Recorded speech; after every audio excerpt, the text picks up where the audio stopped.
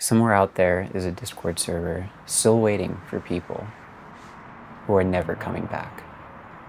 Every single interaction is documented with a torturous digital perfection, leaving you to go back through hours and hours worth of logs just to reminisce on what it was like to have a conversation 3 years ago. And yet there's a totally insidious component to this. You can sit around and look for hours at what was and what could have been, and you can live in already happened memories. You can experience it exactly the way it was. Do you ever wonder why, when you come across a screenshot of a Discord conversation in your Photos app, that it is a little bit more personal than simply scrolling back through the Discord server? The profile picture that you had 3 years ago is different. You can see how your friend has a weird anime profile, and you can see what battery percentage your phone was at and the time in which you were responding happily to their message. And this digital specificity is where you really begin to get attached.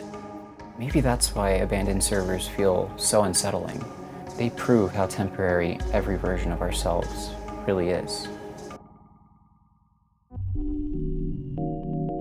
Part of this fear is what triggers the same fear in internet legends like the backrooms or liminal spaces that are just melancholy enough to feel alienating, yet strangely at home. Somewhere out there is a Discord server still waiting for people who are never coming back.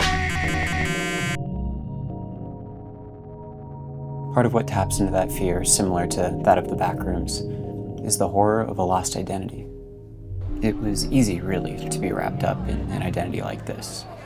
As a part of Gen Z, part of interacting in your day-to-day life became all-consuming when put online. If you were somebody quiet and unassuming, your identity was all but irrelevant, with the exception of these online platforms.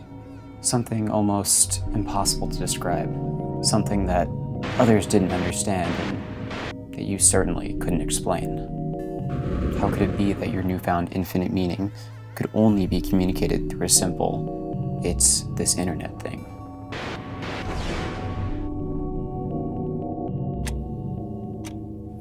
It was a place that represented hope when you didn't know what to do with what you had and would rather have been doing something else. And when the lost identity isn't recovered, you simply remember what it was like to have once had one.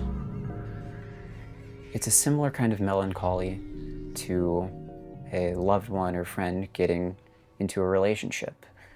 It's something that is momentous. You should be happy for them, of course. But in the back of your mind, you know what it really means. Your interactions will become far and few between.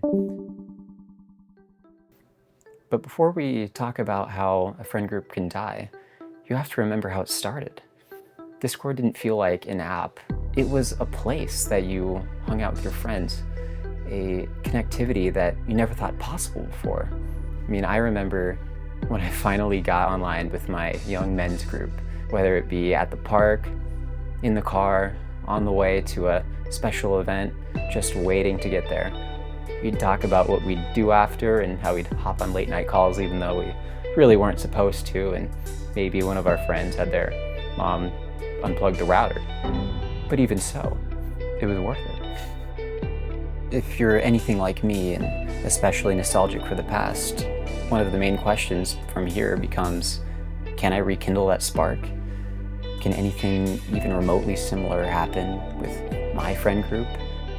I think we kind of know. Growing up, many places and interactions had preconceived reasons to exist. We had meeting houses, we had school, we had church together. We had any number of reasons to be together, and it was usually prompted by others.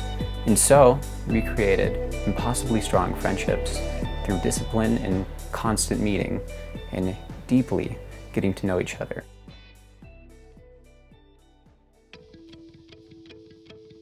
So what does it take to rekindle that spark in your average adult's life? Well, it takes action. It takes recognizing what made the things so great about your interactions.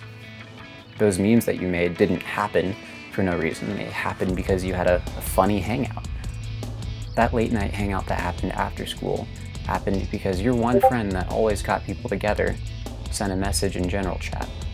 And yet, even in doing so, you will inevitably run into people that simply will never be part of that kind of friendship again. And that's okay. None of these things are out of our reach, but the assumption of action has been permanently placed onto everyone else.